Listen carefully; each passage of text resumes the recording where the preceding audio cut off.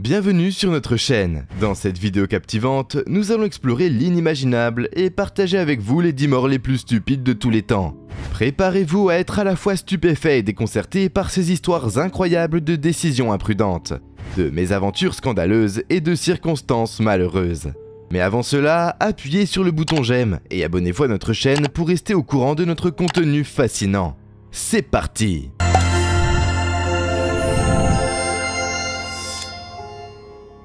Numéro 1, la mort par le caviar. Adolphe Frédéric, le malheureux roi de Suède, a connu une fin plutôt ridicule au cours d'un festin qui restera à jamais dans les mémoires, sous le nom de mort par le caviar. Connu pour son mode de vie extravagant, le roi s'est offert un somptueux repas en 1771, qui s'est avéré être sa cause de mort. Ayant un penchant pour les choses les plus raffinées de la vie, il a consommé de grandes quantités de caviar, un plat que le roi adorait. Malheureusement, son appétit insatiable l'a conduit à en abuser, provoquant une indigestion fatale. Le caviar riche et salé a submergé son système digestif, provoquant de graves malaises et entraînant sa mort prématurée. Le destin a voulu qu'un monarque aussi vénéré connaisse une fin aussi absurde et évitable, ce qui lui vaut de figurer à jamais sur la liste des morts les plus stupides de l'histoire. Mort par politesse. Dans les archives des morts bizarres et malheureuses, peu peuvent rivaliser avec la fin bizarre de l'astronome danois Tycho Brahe. Connu pour ses contributions révolutionnaires au domaine de l'astronomie au cours du XVIe siècle. Lors d'un banquet royal en 1566, Brahe s'est trouvé confronté à une situation angoissante. Selon l'étiquette de l'époque, il était impoli de quitter la table avant la fin du repas. Refusant d'enfreindre cette norme sociale, Brahe a enduré pendant des heures, réprimant l'envie de se soulager. Tragiquement, cet acte de politesse s'est avéré fatal. Des complications au niveau de la vessie sont apparues, entraînant une rupture qui a finalement coûté la vie à Brahe. Il s'agit d'un rappel macabre des extrêmes auxquels peut conduire la dévotion aux normes sociales, et d'un exemple indéniable de la façon dont un acte aussi inoffensif que la politesse peut avoir des conséquences imprévues et tragiques. Numéro 3, mort par noyade dans le Bordeaux. Georges Plantagenet, le premier duc de Clarence, a connu sa fin d'une manière tout à fait étrange. À la fin du XVe siècle, au milieu de la tumultueuse guerre des Deux Roses, Georges s'est retrouvé en défaveur du roi Édouard IV. On dit qu'il a été condamné à mort, mais le sort qui lui a été réservé a dépassé toutes les espérances. Au lieu d'une exécution conventionnelle, Georges fut soumis à un châtiment tout à fait particulier. La mort par noyade dans du vin rouge. Oui, vous avez bien entendu, le duc a été immergé dans un tonneau de son vin préféré. Le liquide d'un rouge profond scellant sa fin tragique. Les circonstances de sa mort nous rappellent brutalement les mesures extrêmes prises pendant les périodes troublées de l'histoire. Elle constitue un exemple effrayant des conséquences qui peuvent frapper ceux qui se livrent à des actes de trahison. Numéro 4, mort par la barbe. Dans les annales de l'histoire, peu de récits sont aussi bizarres et tragiques que la mort de Hans Steininger. Un bourgeois autrichien dont le décès a mérité sa place parmi les morts les plus absurdes et les plus étranges de tous les temps.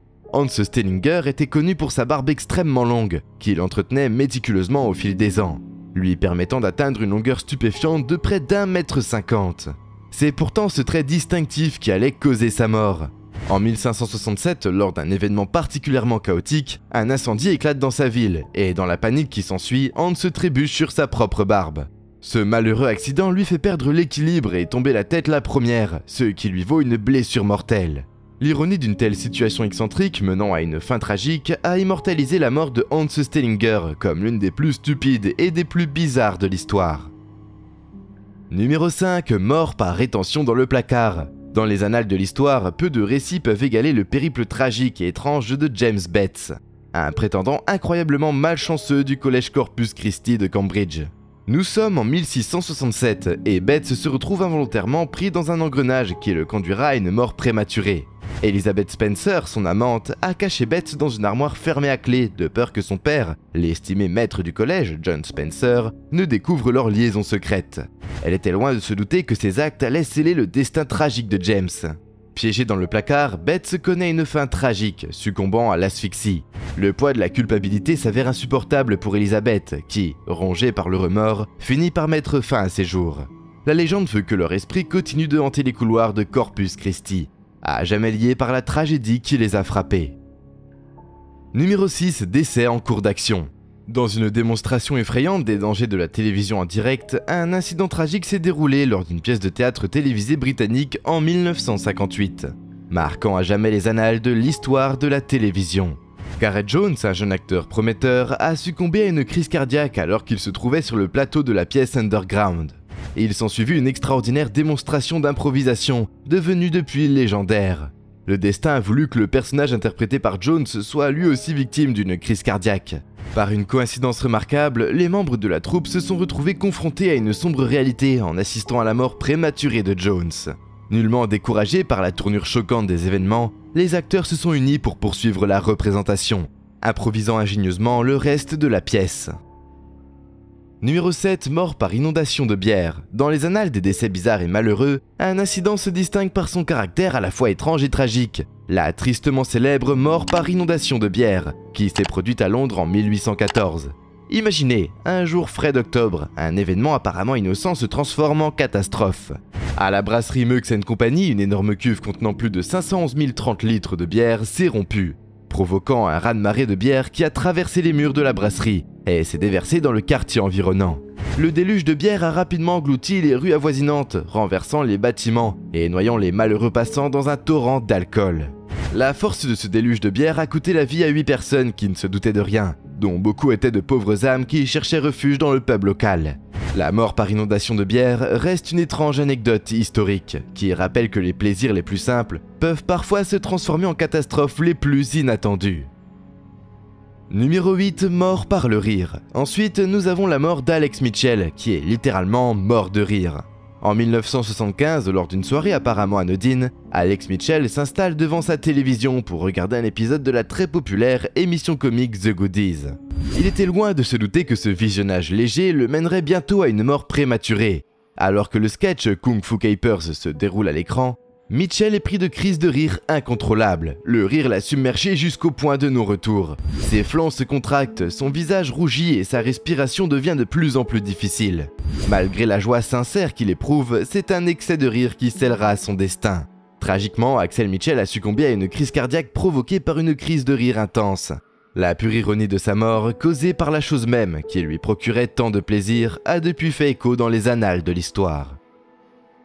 Numéro 9, mort par excès de confiance. Le général John Sedgwick, général de l'armée de l'Union pendant la guerre de sécession, a perdu la vie à cause d'un malheureux excès de confiance. C'est le 9 mai 1864, lors de la bataille de Spotsylvania à Courthouse, que l'assurance de Sedgwick s'est révélée être son ultime perte. Au milieu des combats intenses et des tirs ennemis, Sedgwick écarte audacieusement la menace des tireurs d'élite confédérés, plaisantant sur le fait qu'il ne pourrait pas toucher un éléphant à cette distance. Cependant, ces paroles se révéleront tragiquement erronées. La balle d'un tireur d'élite confédéré atteint sa cible, transperce la tête de Sedgwick et met brusquement fin à ses jours. Cette sous-estimation stupide de la précision de l'ennemi nous rappelle de manière poignante que l'excès de confiance peut parfois entraîner les conséquences les plus insensées et les plus dévastatrices. Numéro 10, mort par pièce à conviction A. La dernière mort étrange de notre liste est celle de Clément Vallandigham, qui restera à jamais dans l'histoire comme la malheureuse victime de la mort par pièce à conviction A. Vallandigham, avocat et homme politique américain du 19e siècle, a connu une fin tragique alors qu'il défendait un client dans un procès pour meurtre. Pour tenter de démontrer que la victime s'était accidentellement tirée dessus, Vallandigham décida de reconstituer la scène avec une arme à feu chargée. Malheureusement, ses efforts ont pris une tournure tragique lorsque l'arme s'est déchargée accidentellement, provoquant une blessure par balle mortelle. Cette tentative malheureuse de présenter des preuves a finalement coûté la vie à Vallandigham, et sa mort témoigne de la limite entre le théâtre judiciaire et les conséquences périlleuses. La mort de Vallandigham constitue un véritable avertissement pour tous ceux qui sous-estiment les dangers liés à la manipulation d'armes à feu chargées. Nous espérons que vous avez trouvé cette vidéo à la fois choquante et stimulante. En explorant ces incidents à la fois tragiques et bizarres, nous nous rappelons la fragilité de la vie et l'importance de faire des choix judicieux. Alors au moment de faire nos adieux à ce voyage particulier, prenons le temps d'apprécier la précocité de la vie et la valeur du bon sens. Que cette vidéo serve de mise en garde, qu'elle nous incite tous à prendre des décisions plus sages et à chérir le temps dont nous disposons. Merci de nous avoir accompagnés aujourd'hui et nous espérons pouvoir partager avec vous d'autres histoires intrigantes à l'avenir. Restez curieux, restez en sécurité et jusqu'à la prochaine fois, prenez soin de vous.